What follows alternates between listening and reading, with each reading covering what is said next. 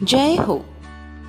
Subscribe the channel and press the bell icon. Would never miss updates from Charamangal. बुद्धाणम बोहियाणम सद्गुरुदेव और आगमवाणी को भावमय वंदना। उपस्थित भव्य आत्माओं की भव्यता को प्रणाम। जीवन के सुमधुर संगीत का एहसास करने वाले लोग इस धरा पर सदा ही थोड़े होते हैं। वे लोग अपने आप के स्वतंत्र वातावरण में जीते हैं। उनके भीतर कोई भय नहीं, कोई पीड़ा नहीं। इसीलिए उन्हें यह जीवन एक सुमधुर संगीत लगता है। पर अधिकांश लोग ऐसी जिंदगी नहीं जीते, क्योंकि अधिकांश लोग डरे हुए हैं। क्यों है डर? क्यों है डर?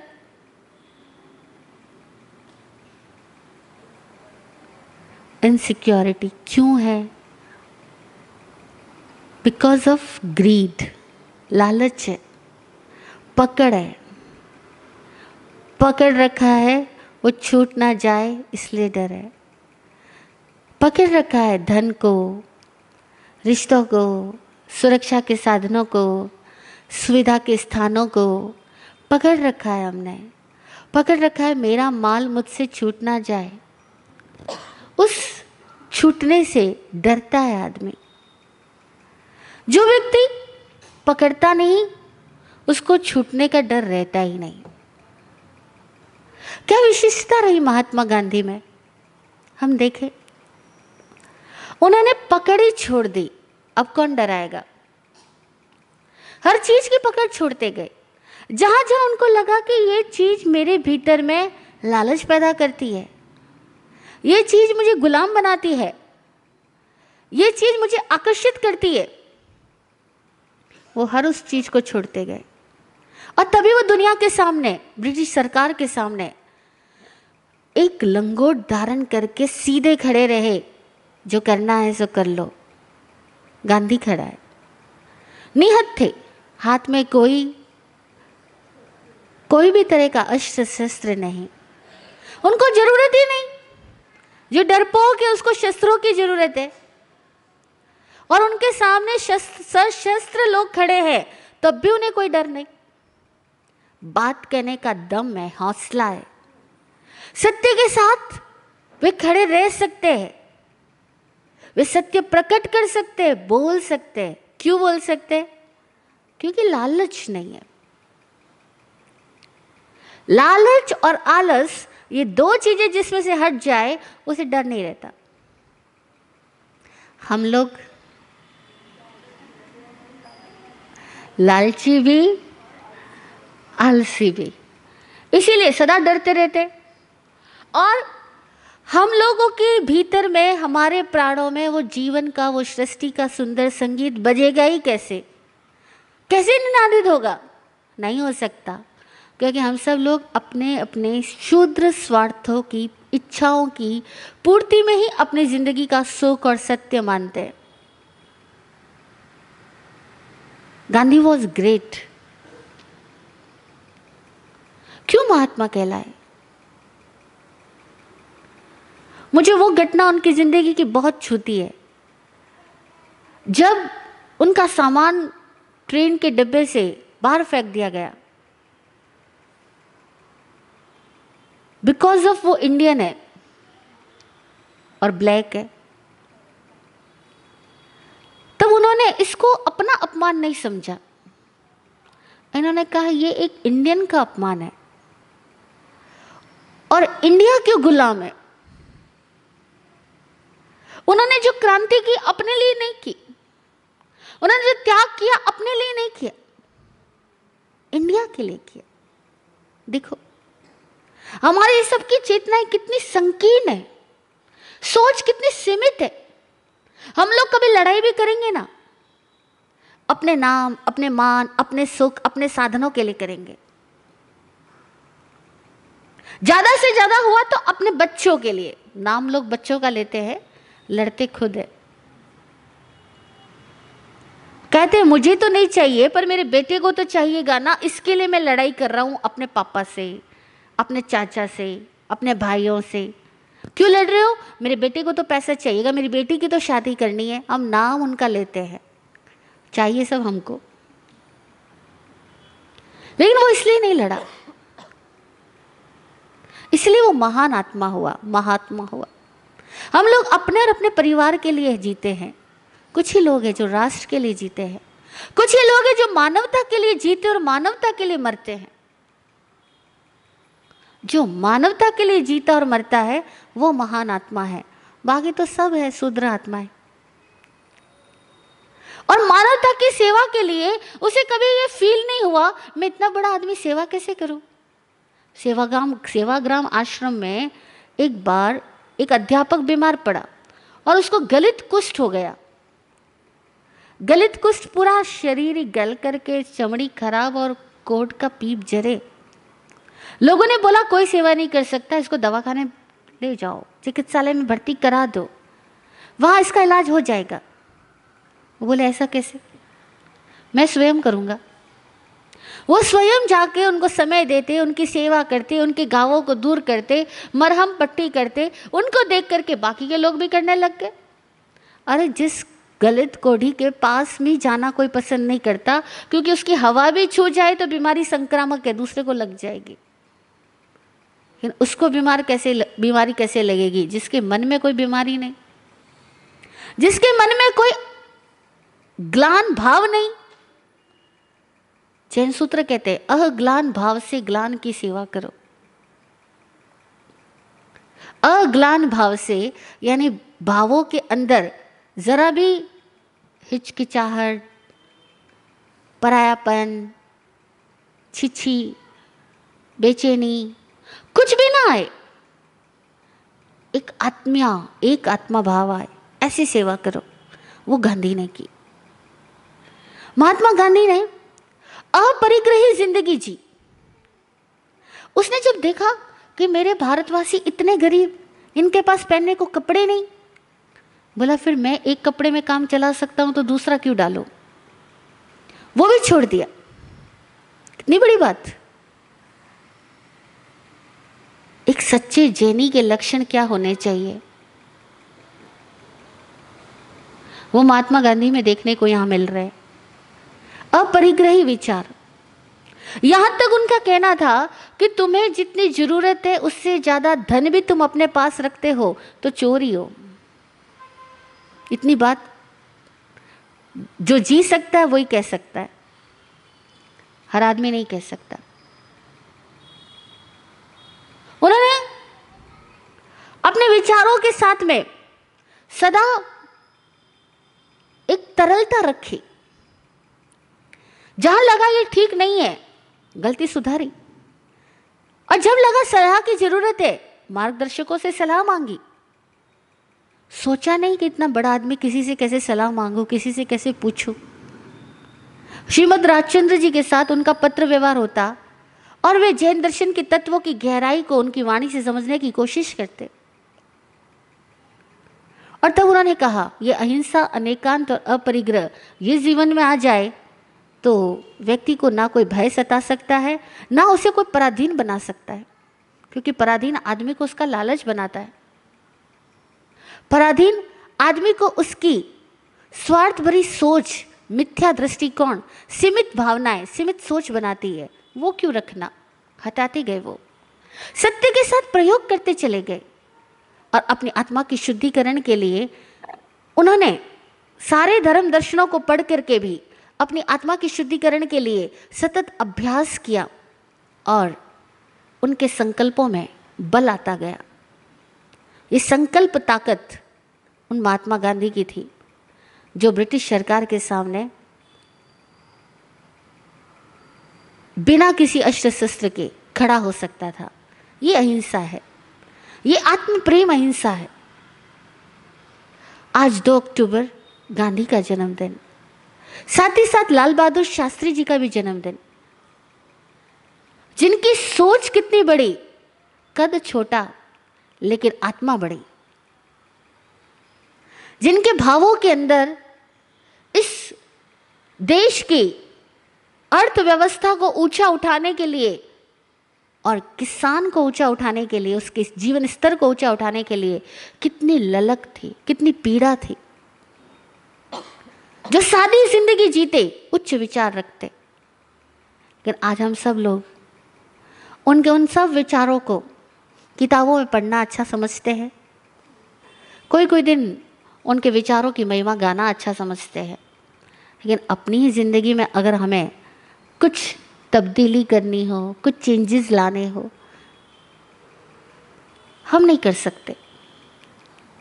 एक बार एक भाई मिला, बोला महाराज साहब, ये जैनी लोग अपरिग्रह की बात करते हैं, पर सबसे ज़्यादा परिग्रह तो इनमें देखने को मिलता है, ऐसा क्यों? वो गांधी समझ गए जैन दर्शन को, ये जो जैन जैन कहलाने वाले वो क्यों नहीं समझ रहे? नहीं समझ रहे। क्यों नहीं समझ रहे? हम सबको कल की चिंता पड़ी है,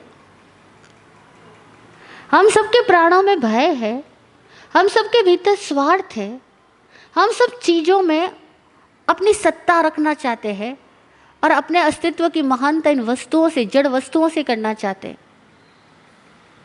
हम सब गलत दिशा में क्यों चल रहे? कारण क्या? क्या कारण है? सोचेंगे आप? हाँ, अवेयरनेस नहीं है। नहीं, अभी सुन लिया तो अवेयरनेस आ भी गई तो भी बदलेंगे क्या? नहीं बदलेंगे। क्यों? बहुत गहरे में हमारे भीतर विश्वास नहीं है, आत्मविश्वास का ही अभाव है। हमें ये आस्था ही नहीं है कि जब जिस चीज की जरूरत होगी मिल जाएगी, क्यों चिंता करता हूं? वस्तु संग्रह में अपनी जीवन ऊर्जा को पूरा क्यों नष्ट करता हूं? आत्मविश्वास ही नहीं है। इसीलिए सही मायने में जैनत्व को जीने वाले लोग शायद मुट्ठी भरे मिले, अंगुलियों पे गिने जितने मिले, क्योंकि जो भी अनावश्यक को इकट्ठा कर रहा है, चाहे वो वस्तु हो, चाहे वो विचार हो, चाहे वो शब्दों की जानकारियों वाला ज्ञान हो, और चाहे वो अपना एक झूठा मान सम्मान हो, जो भी अनावश्यक को इकट्ठे करने में दत्त चित्त है, उसे आस्था तो नहीं अपने आप पर, नहीं आस्था। और आस्था का ही अभाव है तो आत्मा कहां से प्रकट होगी? आत्मा कहां से मुक्त होगी? आत्मनाथ कैसे होंगे? आत्म स्वातंत्र को कैसे जिएंगे? कैसे उपलब्ध बनेंगे? नहीं हो सकता। यह आस्था कहां से आएगी? खुद के भीतर आस्था क्यों नहीं, कहां से आएगी? लोग भगवानों की बातों के लिए कह देते हैं वो टाइम था, वो भगवान थे। ऐसा हम बड़े आसानी से बहाना बनाते हुए कह देते हैं वो तो भगवान थे ना, महावीर स्वामी, तो उनको क्या कष्ट, कितना भी कष्ट मिले वो तो सहन कर सकते क्योंकि वो भगवान थे। आदमी उल्टा सोच रहा है, वो इंसान थे, वो कष्टों को सहे इसलिए भगवान हुए। महात्मा गांधी तो हाल का उदाहरण है ना, इंसान ही तो थे। हाँ, हमारे जैसे विराट गुरु जी अक्सर कहा करते कि एक साधारण आदमी और महापुरुष में क्या अंतर होता है? इसके भी दो आंख, उसके भी दो आंख, इसके भी दो कान, उसके भी दो कान, इसके भी दो हाथ, उसके भी दो हाथ, इसके भी दो पैर, उसके भी दो पैर। फर्क क्या है? वो क्या चीज है जो साधारण आदमी को महापुरुष बना देती है, महात्मा बना देती है? साधारण आदमी के पास में सोच साधारण होती है, कमजोर संकल्प होता है वो आदमी, कमजोर मन होता है वो आदमी। महापुरुष वो जिसकी सोच में विशिष्टता और जिसके भीतर संकल्पों का बल है, शौर्य है, वो महापुरुष हो जाता है। इंसान ही भगवान होता है, भगवान कुछ अन्य नहीं। और हमारे भीतर है वो क्षमता, आस्था नहीं। आस्था को जगाओ, शौर्य बल को जगाओ। 2 अक्टूबर का दिवस पूरे राष्ट्र में अहिंसा दिवस के रूप में भी मनाया जाता है। और श्रमण संघ के वर्तमान आचार्य डॉक्टर श्री शिव मुनि जी महाराज साहब ने इसको आत्म ध्यान शिविर के, आत्म ध्यान दिवस के रूप में मनाने की भी बात कही है कि सभी साधक 2 अक्टूबर को ज़्यादा से ज़्यादा ध्यान करें। किसका ध्यान करोगे? आत्मा का। आज के ध्यान का विषय बनाए हम, मेरे भीतर आस्था क्यों नहीं। जितना पैसे पे भरोसा है, जितना वस्तु संग्रह पे भरोसा है, उतना है या उससे कम है या उससे ज़्यादा अपने आप पे भरोसा है। हम कितने निष्ठावान हैं, कितने आस्थावान हैं, हम उतने आत्मावान हैं। जितनी आस्था कम, उतने हम आत्मावान नहीं हैं। आस्था का विषय बनाए। क्या मैं आस्थावान हूं? क्या मैं अपने आप में स्थित हूं? क्या मुझे अपनी आत्मिक शक्तियों पे भरोसा है? और अगर है तो मैं किसी भी प्रकार की परिस्थिति में समता में रह सकता हूं, मस्त रह सकता हूं, प्रसन्न रह सकता हूं। महात्मा गांधी ने परवाह नहीं की ये अमीर लोग कैसे रह रहे हैं, मैं भी वैसा बनूं। किसी आकर्षण में नहीं गए। तो क्या हुआ? उन अमीरों ने महात्मा गांधी की तस्वीर अपने घरों में लगाई, अपने ऑफिसेज में लगाई।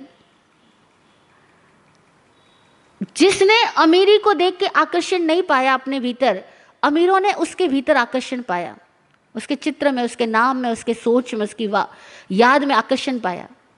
कितने उल्टे हैं हम सब लोग गलत रास्ता चुन लेते हैं। हमें लगता है उसने कोठी बनाई, मैं भी बनाऊं, चाहे पैसा कैसे भी आए। उसने गाड़ी खरीदी, मैं भी खरीदूं, चाहे कुछ भी करना पड़े। हम भूल रहे हैं, कहीं तो भी मिस्टेक है कि हम आवश्यक जिंदगी नहीं जी के अनावश्यक को इकट्ठा करने में अपनी पूरी जीवन ऊर्जा को समाप्त कर रहे हैं। वो भूल क्यों कर रहे हैं? जरा सोचे। अपनी ही विचारों की गुलामी से मुक्त बने, अपनी ही सुविधाओं की लालसाओं से मुक्त बने। जब तक सुविधा की लालसा है तब तक ना कोई सत्य है, ना कोई धर्म है। मानव किसी भी क्षण फुसलाए जाकर दानव का रूप ले सकता है, और वही हो रहा है। घर घर में जो झगड़े हैं ना, मेरे नाम में, मेरे अधिकार में चीजें होनी चाहिए, इस बात को लेके झगड़े। पैसा पड़ा तिजोरी में या बैंक में, मेरे नाम पे है कि नहीं। जमीन भी जगह है, लेकिन मेरे नाम की है कि नहीं। सारा झगड़ा किसके लिए? पट्टा मेरे नाम लिखा जाना, बस इस बात का झगड़ा। बात मेरी चलनी, बस इस बात का झगड़ा। बात सत्य की चले ना, क्या फर्क पड़ेगा। नहीं, मेरे नाम की बात चले। मेरा नाम वस्तुओं पर, सामानों पर, इंसानों पर, सारी दीवारों पर, उस नाम का झगड़ा हो रहा है। नाम का झगड़ा वही कर रहा है जिसे अपना आप का ज्ञान नहीं है, आस्था नहीं है खुद में, वो नाम का झगड़ा कर रहा है। अगर हम लोग भी ऐसा ही कर रहे हैं तो स्टॉप करें, अपने आप को रोके, जरा चिंतन करें कि क्या सीखा मैंने,